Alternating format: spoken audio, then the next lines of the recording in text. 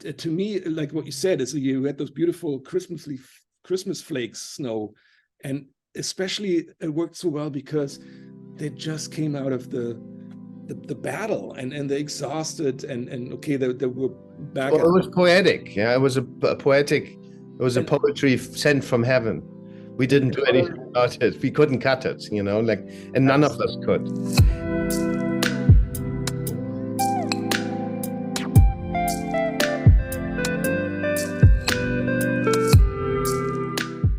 Hi, I'm Edward Berger, the director and writer of All Quiet on the Western Front. I'm here with my wonderful visual effects supervisor, Frank Petzold. Hi, Frank. Thank you for joining me on this series on Deadline called The Process. Hi, Edward. It's good to see you again. Yeah, it's great to speak to you in this way. Thank you. Great. So we just met in Los Angeles then. Yeah, we are both in Los Angeles on this series, and I remember first meeting you on a series called The Terror in Budapest, where I had learned, and it was a script that took place in the ice in the Arctic of two boats stuck in the ice, and we shot it in a studio in Budapest, and I had no clue about visual effects back then, and I actually didn't know how to make the series. And until I realized, you know what, I'm just going to ignore that we're in the studio in Budapest. I'm going to draw my storyboards. And then the shots that I don't know how to do, I come to you and ask them how to do them, right? And that's so what I learned that our collaboration brings to me. You make possible what we can't usually do. Well, thank you. I mean, I also have to, going back to The Terror, and when I first met you, it was, and that's why I was so happy that you wrote me the email about All Quiet and wanted to get the band back together, because I really like working with you. I have to say that, because you're very inclusive on set, and just what you said, that you don't want to know too much about VFX maybe, so you keep your mind free about stuff and your actors and everything, and then at the same time, I can think about that and maybe throw in some suggestions, and I think that sort of carried on on All Quiet on set, which I think was almost, it was the best collaboration I've ever had with the director, because it was so inclusive, and at the same time we kicked ideas around, and also between James and you, it was so fun to watch the process, because it was sort of literally making a movie together. And yeah, for me it's always really fascinating that none of us have the definitive answer. Right, you also don't have it for VFX, right? Because there's a million different ways to do it, and you're trying within a split second. I remember sitting in front of you; we were sitting very closely, James and I, and then you were like always right next to us when there's an important shot. And then I was like, Frank, so what do we do? And you needed a second to process. And okay, what's the most cost-effective, visually effective way to complete the shot? Because sometimes on a movie like this, it's not quite, it's not green screen work. So it's not 100% precise. Yeah. And we need to and things happen with the mud and the explosions blowing up into your face. And so you need to sort of react to that in a split second, right? Because there's 400 people waiting for your decision. And I remember those situations very well. But for example, what I remember, there were shots. We wanted a lot done in unbroken shots, right? In shots that sort of that experience the experience, or that witness the experience that Paul Bäumer, our main character, has in an uninterrupted cut, to put you right there with him, to give a real-time impression of it. And so I remember there's one shot, for example, where he runs across the battlefield, escaping from the flamethrowers. And then he steps on a mine or on a bomb, and he sort of is thrown into the air and hits the ground. And it looks like as if we threw Paul Bäumer into the air. But of course, we can't do that. Could you maybe recap how we went about doing that shot? Because I remember sitting with James, the DP, in a hotel room, drawing that shot and asking him, but how do we do this? And he said, well, I have no idea. We'll figure it out with the, with the operator, with Frank, when he comes and he tells us how we can do it. Yeah, it was basically, I mean, this shot, which was, I think, did we shoot that fairly early in the process? But it was a combination of very classical way of doing visual effects. I mean, it's like I always, because of the budget and everything, I always had to think about how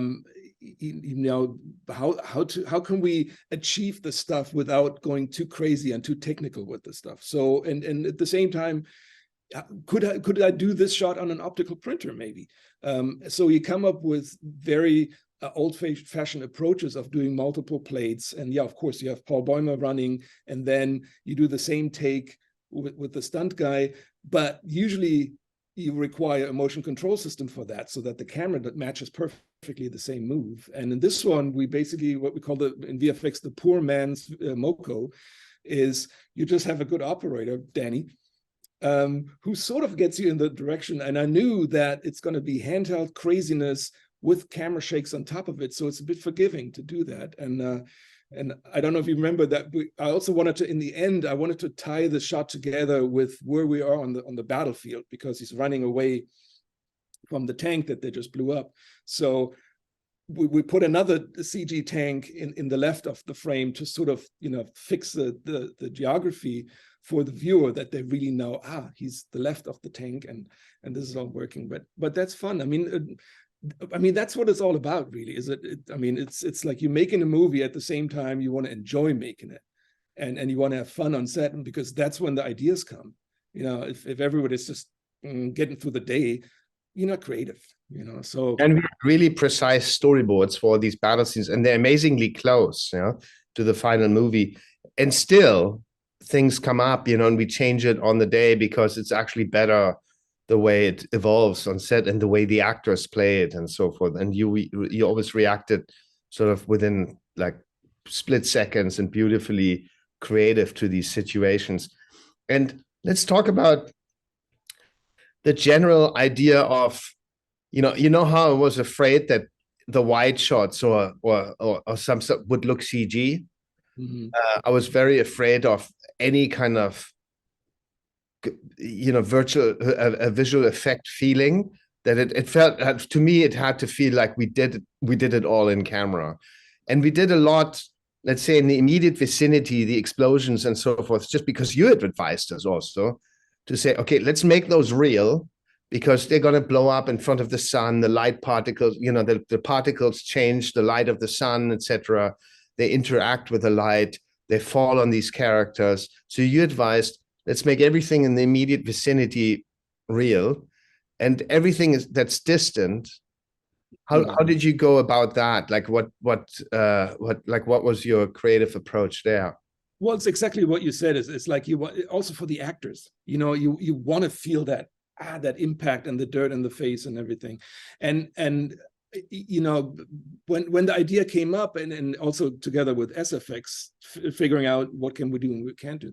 I mean, that was great from you, and also from Malta, I have to say, to be open to take extra time on set to collect those elements that we later then put in. So even the explosions in the backgrounds, and even the tank composites that we did, they were all basically real stuff, just shot differently and in different times and everything. And that's something that I have to say nowadays on other projects is very unusual, because they really just want to get through the day as tight as possible. And you guys were so open to saying, you know what, if you need the stuff, let's get it, and let's talk to Benedict, our AD, and the day before. And remember, we did those late night Zoom sessions after a grueling shoot, where everybody was sort of just half asleep, but we figured out the next day. And then I think that was awesome. That was again, to me, it felt like that's what making a movie is like. So yeah, that's what I mean. You shot a lot, like a million plates of, extra blowing stuntmen up from a trampoline in front of a green screen, so that we could put them into the background. Even single explosions, so that they would be real, even if they were like 500 yards off into the background. Those are all real elements. The tanks, we had built 2 tanks that you then were able to put into the wide shots to make them So none of it was really CG or very, I don't, everything was anything CG or I Yeah, forgot. Tell me. of What course. was CG? I mean, that's the other thing. I mean, that's why I chose to work with Victor again at UPP, which we did the Terror for, because I knew that was basically my approach. Get the people that I did a wonderful television series, get them to make me look good. Victor and you. Yeah, because Victor and I were sort of, we're sort of the same age, and we come up from the same background. I started in optical film. I was a cameraman, and then did optical printing and animation stuff. And then Victor sort of grew up on the very first video things, the flames and all that stuff. So, and as much as we like computers, we like to tinker with stuff. So, which means that UPP still has their own little stage. So we can go there and shoot the explosion from the cannon barrel of the tank and everything. But to be prepared for, because we didn't know what the weather is going to be like or how this airfield is going to work for us, we did 3D scan everything. I mean, technically we can do a 3D print of the trenches now. And same thing also, to be historically correct, we went to museums and scanned the steam engine that is in front of the train when the Germans meet the French. And the Of course, that was a CG element, yes. All CGs. We looked for a place, just to explain the historical.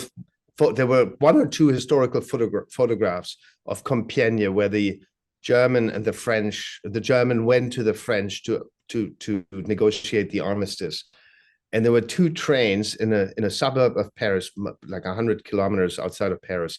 2 trains on parallel tracks. One was the French train, one was the German train, and the Germans sort of always crossed basically the like wooden planks through the mud to go to the French trench to negotiate there. And of course, you can't find that as a location, let alone find that many old trains. So we had 1 train, and Frank built us the 2nd train in the distance. Yeah. It was, yeah. And then there was so little reference that we had of, I mean, in general, of World War I. World War II sort of where, there were cameras running and all that stuff. So we had those few, and also Christian Goldberg, our art director, we had those few reference photos that were very important to us. And we wanted to make sure that this is being recreated. And same with the planes. I mean, there was so little stuff in the air at that time that we wanted to make sure that even though they're just in the background, that this is actually a plane that was in the air at that time. And I remember the German plane was I think it was down to a month where it just went up in the air at the time this sequence is supposed to play. So lots of little details and See, I'd forgotten that all of that was CG, but of course it was. We didn't fly planes. We didn't have those trains. We didn't have the bent train tracks that were exploded. So there was a lot of CG work. Yeah, and remember, we added much more tanks in the end, because at first, I don't think we said, well, it's just like at that time they just had barely a couple of tanks, but then it felt better to have them sort of arrive as and were they CG tanks, or was it our tank sort of multiple, or our scan tank that you then? Well, we scanned them, but we built working 3D models. Okay. All the stuff, because I mean we had to animate him, because I wanted to add some more weight to them. Like there's some of them, there's a couple of shots where the tank is chasing the soldiers, and it sort of comes through the trenches. And one old trick that you do in animation is to show weight, to really slow them down almost, and have them not just rear up but slam down. And that, of course, you can only do in animation.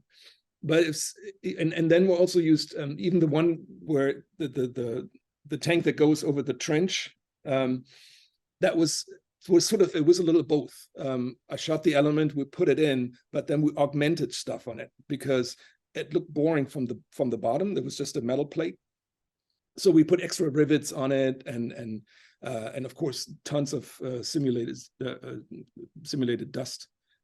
That was a complicated sequence to shoot, because obviously we can't have a tank.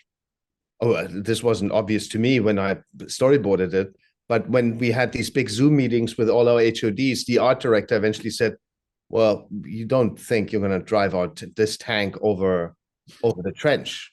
I said, like, yeah, why not? You know, we put a camera, unmanned camera underneath it. I said, well, it's not fortified. It's going to collapse. This entire build that we're having is going to collapse. So just for that one shot, Paul sort of underneath the camera and over shoulder, and the tank driving over us. The real tank could only drive up to our trench, maybe 15 feet away or something. And then it became dangerous for the actors, for the build. And so everything that was closer, Frank had to. Yeah. And I, like with either green screen that we put in front of Paul shooting in it. Or I remember there's one shot, it's an over shoulder of Paul. We shot the over shoulder of Paul. He's sort of lying in our trench. And then you had built together with Christian Goldbeck a separate fortified trench, right? With sort of steel enforcement or something sides that you could have the camera on the bottom and the tank was driving over this. It was sort of like a car pit, when you can, in a garage when you go in the car. And the other trick that we did a few takes with the tank driving over, but we also found that it literally just drives over. So again, to add some drama, we threw tree logs in front of the tank so that the tank would rear up and then slam down. And that really, it was scary. And what we did is like, whoo, yeah, it worked, but it could have, backfired. But it really added some, and then we slowed it down. Really added some drama because again, it's the classic introduction to a monster. We took this, or you took this from, I remember you'd done a lot of research online from a YouTube video. These tanks are called the Saint-Chamond tank. And that was the French tank. And we rebuilt this out of, the only driving tank, Saint-Chamond tank, is in a museum in France. So we were not gonna get this to the battlefield, to our man-made battlefield in Prague. They would never let us use it. It was COVID, it would have been too expensive. So we built one out of, the chassis. We built one over an old Russian tank that was there it was a Russian air base where we shot. So they had Russian tanks. So we built the chassis over it. And you had sent me video footage, a YouTube video of exactly these Saint-Chamond tanks. So this came from research, and they looked scary. First of all, they were massive, and very often they had filmed this perspective very slowly, how they drove over craters or something, right? And the camera was in the crater, old 1918 YouTube footage, black and white, and still like you see this tank coming up and then almost crushing down onto the camera. And that was the feeling basically when you sent it to me. I said, oh, can you do that for us? And you did. Yeah, it's that. And then, as graphic as it is, and it's sort of, it's a little reverse of Paul when he sees the tanks go. There's this one shot of the tank crushing soldiers, which is very graphic, but at the same time, as for us, for the team at VFX, that was a really interesting shot to work on, because again, we achieved it with layering different plates. I think in the end we had about 9 different plates that we combined, consisting of, first we had the soldiers on, then we had the stuntmen, then we put the dummies in, did a couple of passes of that, then we had the tank, but we had to scale it up. So it was a whole bunch of, it was sort of like a card game that you put together, and then we just mended it with a lot of dust, and at the very end, lots of camera shakes, which we're able to do in the grading. Remember, that was kind of fun. And I remember what helped me sort of feel the reality on set. We did a lot of throwing dust at the camera and throwing dust at and explosions at the actors, even if it was just a wooden board that we sort of emptied over we had let earth trickle over the actors, handheld earth. But still, in some shots, we just didn't have the time, or we didn't think about it on set, because you don't think about it on every shot.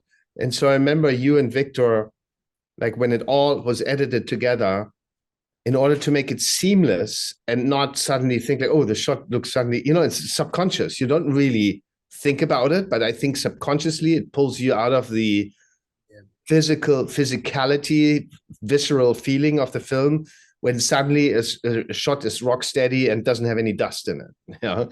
And so you sort of took those shots, I think, in a way, unplanned and unbudgeted, and said, like, we gotta integrate those into the film. And it was maybe then in the end was 20, 30 shots that felt like suddenly like, oh, they're jarring because they're too clean. Yeah. You know, and then you mess those up. Basically, a lot of it had to do with destruction, right? There was also, I mean, one shot is, and it wasn't terribly complicated, but I think it was really effective, is when Paul sees the tank breaking through the fog the first time. And that was really interesting. And it was sort of, in a way, you know, I've been doing this now for 33 years, but it was, again, for me, a learning curve that in this particular kind of movie where you have, because of all the fog and everything, you have very low contrast. And you do a visual effects and you see it and you approve it in the theater and all that. You say, great, okay, that's the timing when it comes through. You go into the grade and you nudge the contrast, and all of a sudden the tank is gone, or it's too close all of a sudden. So there was 2 or 3 shots where we rendered the shot out twice. One clean, one with the tank, and then in the grading, we're able to, with Andrew, our grader, he was able to sort of animate or basically mix in the shot, and we could perfectly time the moment where you barely see the outline of the tank. And I think that was really effective with just not minimal, but, you know, very, very basic technique to do it. You know? Yeah, it was great to have these 2 layers, this untreated, VFX shot or VFX shot, but without the tank element, and then the tank element separately. Because I remember being you know, after the grade, being disappointed that, you know, it's almost, the tank was too visible, because we wanted to have it as this mysterious monster, this mysterious shape that appears out of the fog. And if the contrast is too strong, and which you do in the grade, you heighten the contrast or you lower it, so you manipulate the contrast in either direction, and so it can be too much or too little. And so to have those elements in our hands in the grade, to put the final version really only in the grade together, was very, very helpful. This is good. And yeah, remember the snow? There was one day, absolutely. So that's a good story. I can start it. It turned out to be one of my favorite scenes in the movie, and it was hell to shoot. It was on the 2nd day of production. It starts to snow at 9 a.m. It's when Kat and Paul go up to the farm and they want to steal eggs. You know? They want to steal some food, and Kat stays back, and it starts to snow, and he looks up at the snow, and it's sort of a premonition of his death. I hope I'm not spoiling the movie. If you watch this, you probably have seen it. So, and he looks up, and it's almost like a sign from heaven, and he accepts it and stands there in the snow. And it was so beautiful the way he acted it. And while he was standing in the snow, I thought, we're going to have to shoot here for 3 days. It's not going to snow for 3 days. What do I do? And in fact, 3 hours later, the snow was gone. Everything was green. Luckily, in the afternoon, we were scheduled to shoot in the barn, so we were safe for continuity. But I was constantly thinking, oh God, the producers are going to come back to me. Malte, our good friend, is going to come back to me this afternoon after we wrap, and he's going to say, well, you know, we're going to have to reshoot that. But you know what he came back with? He came back with, called Frank and me and the DP and said, like, listen, I watched the footage this morning. I don't want to cut this because it was so beautiful. Frank, what do you need tomorrow to make this happen, so that we can continue in continuity with the snow sequence in our movie? And yeah, what did you do to that sequence, Frank? Well, it was again, it was, you know, what I experienced as always a great collaboration on the whole set was just getting together with SFX and Christian Goldberg, and really sort of improvise. You know, what can you do quick? Okay, let's do. How much snow can you give me around their feet so we can see interaction with the feet and snow being kicked up and all that stuff? So we came up with a plan, and James had what I thought was the longest dolly shot in the movie history. Of course, we had a huge field, but we were able to make the strip of snow and then do the rest, do the background in the computer. Which the tricky part, of course, is that it's a basic manual thing that you have to do. Is try to, you have to rotoscope 2 running guys that are constantly motion blurred, which is hell. So that was sort of the first obstacle. And then what we did at Cinechromatics in Berlin, we rebuilt the environment and basically did matte paintings of the snowy environment, and then reprojected that in 3D on top of the field, and everything is wide angle. We moved the farm a little bit, it worked out great. And to me, like what you said, is you had those beautiful Christmas flakes snow, and especially it worked so well because they just came out of the battle, and they exhausted, and okay, they were back. Well, it was poetic. Yeah, it was a poetic. It was a poetry sent from heaven. We didn't do anything about it. We couldn't cut it, and none of us could. And so this is news to me. I didn't know this. So the tracking shot, let's say, or any shot in the valley, and then this is a massive valley, right? You can see for miles, and you snowed it all in, because it was green. You rebuilt that, or did you put the snow on the existing background? No, what we did is we rebuilt the basic environment, not to the detail of trees, but we sort of had a 3D environment, and then we basically used we cut out parts from the footage, matte painted it to be snowy, and then reprojected it onto the 3D model so that the perspective would change. Matte paintings, you always have trouble with changing perspectives. Mm-hmm. So that would all work. And then, of course, we did snowy pass on top of it with particle simulations for the snow. And there was also, with that, we didn't just put it on there. We also had a certain timing in mind, because we wanted to be snow. We wanted it to stop snowing by the time they enter the forest. And then it's about fog. So it's sort of like one element sort of, moving over to the next one. So there's some distinct moments that we're playing around. There's a close-up shot of the boy from the farm where we see that the snow is just fading out. And vice versa was at the beginning when they first walked to the farm, we started snowing it. And remember, you were even telling Cut to sort of hold out his hand and sort of look in the sky to pretend like it is snowing, so that all this matches. Because once we're at the farm, it was snowing so heavily, and that's one of my favorite shots is when Cut has his hands in his pants, and Edward did this really crazy framing where he cut him here in front of the gate, and it's this long locked off static shot that's absolutely gorgeous. I remember that sequence very well. And it's also, I have to give a shout out to our producers, right? On day 2 of a production that is completely exterior, hellishly under budgeted, they made the decision to shift a lot of the contingency over to VFX and SFX to make that sequence work, because they wanted to preserve basically 3 hours of snow. So I think Frank and I were incredibly gracious for that decision, right? Anyway, we're running out of time on this episode of The Process. Frank Petzold, thank you so much for your trust and your collaboration with me on All Quiet on the Western Front. It was a tremendous honor to work with you again after all so many years, and I'm very much looking forward to the next time we meet up on set. Definitely. Well, thank you for having me.